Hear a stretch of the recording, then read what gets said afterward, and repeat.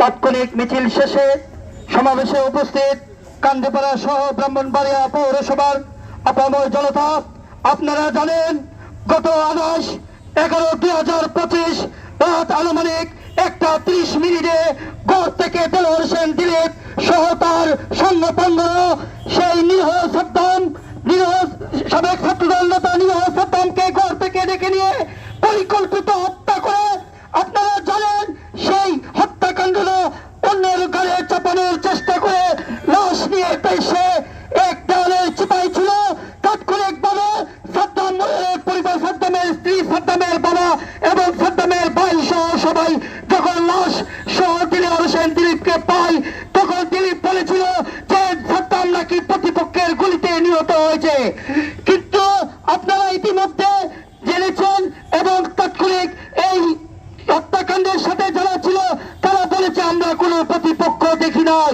তাহলে দিলীপ এর আগেও আমি বলবো 2017 সালে তার আপন চাচাতো ভাই দানুকে রাতের অন্ধকারে হত্যা করে অন্যের কাঁধে চাপাতে চেয়েছিল।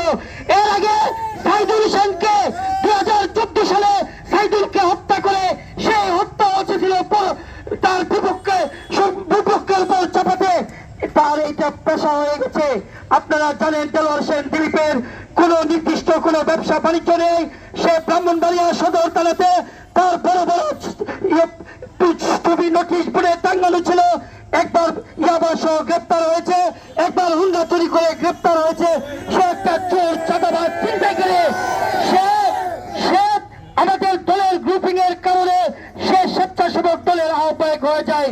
বড় দুঃখের বিষয়, সেই স্বেচ্ছাসেবক দলের আহ্বায়ক হওয়ার পর 5ই আগস্টে বৈষম্য ছাত্র বিরোধী আন্দোলনের মাধ্যমে বাংলাদেশে যখন একটি নতুন সূর্য উদয় হয়েছিল, তারপরে সে রাতারাতি শত শত কোটি টাকার মালিক হয়ে গেছে। আমরা আসলে আজও আমরা বোধগম্যহীন কিভাবে এত টাকার মালিক হয়ে গেল। সেই এখন বর্তমানে যত কোটি টাকার মাধ্যমে হলো সাদ্দামের মামলাকে নাকি সে পানির সাথে বসিয়ে দেবে এবং সেই সাদ্দামের হত্যা থেকে সে পার পেয়ে যাবে। তবে বড় দুঃখের বিষয়, সাংবাদিক ভাইরা আপনাদের কাছে আমি কৃতজ্ঞ। আপনারা যখনই আমরা সাদ্দামের তাৎক্ষণিক কোন আন্দোলন সংগ্রামের রাজপথে নেমেছি, আপনারা আমাদের অনেক সহযোগিতা করেছেন। আপনাদের কাছে কান্দিপাড়াবাসী চিরঋণী হয়ে গেছে। শুধু আপনাদের মাধ্যমে আমি আগামী রাষ্ট্রনায়ক জনাব তারেক রহমানকে আপনাদের মাধ্যমে জানাতে চাই, যদি সেই কুলাঙ্গার চাঁদাবাজ এবং অস্ত্রধারী যদি দেলোয়ার হোসেন দিলীপের মতো লোক সেই ব্রাহ্মণবাড়িয়া জেলা স্বেচ্ছাসেবক দলের এই গুরুত্বপূর্ণ পদে থাকে, আগামীতে আমাদের নির্বাচনে বড় ধরনের একটি কালো প্রভাব পড়তে পারে। আমি আসলে বেশি কিছু বলবো না, বক্তব্য দেওয়ার সময় আসলে আমি শেষ পর্যায়ে এবং আমি বক্তব্য সংক্ষিপ্ত করে করব। শুধু আপনাদের মাধ্যমে বলতে চাই, আমি প্রশাসনকে বলবো, পুলিশ প্রশাসনকে, দেলোয়ার হোসেন দিলীপ ব্রাহ্মণবাড়িয়া শহরে বাসমান কেটার, সে অস্ত্র চাঁদাবাজ। কিন্তু কান্দিপাড়ার মানুষ অতি শান্তিপ্রিয়।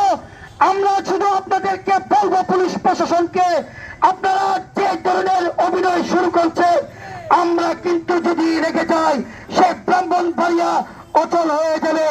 আর অচল হলে সেই দায়ভার আপনারা নিতে হবে। আর বেশি কিছু বলবো না। প্রশাসনকে যদি বলতে চাই, আপনারা যদি দিলীপকে সেই হত্যাকাণ্ড উদ্ঘাটন করতে দিলীপকে তার রক্তচক্ষুকে বই করেন, তাহলে ব্রাহ্মণবাড়িয়ার গোয়েন্দা অন্য সংস্থা আছে, তাদেরকে সাথে নিয়ে সেই মামলা উদ্ঘাটন করুন।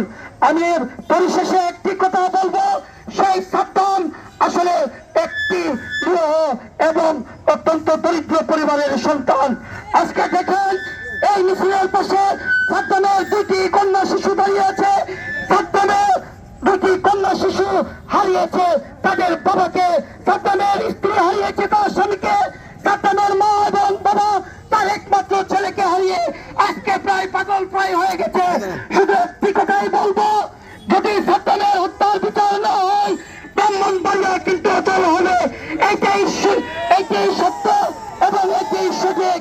আগামী দিনে আরো কঠোর আন্দোলন কর্মসূচি আসবে।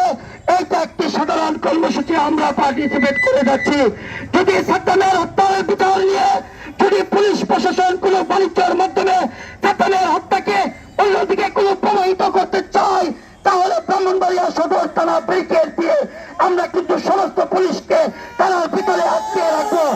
এই সাদ্দামের হত্যার বিচার চেয়ে, এই সাদ্দামের হত্যার বিচার চেয়ে এবং তার পিতৃ কন্যা শিশু সন্তান এবং তার মা এবং তার বাবা এই সহায় পরিবারের দিকে আমি ব্রাহ্মণবাড়িয়াবাসীর সদয় দৃষ্টি রাখার আহ্বান জানিয়ে আমি আমার সংক্ষিপ্ত বক্তব্য শেষ করলাম। খুদা হাফেজ। আবার দেখা হবে রাজপথে।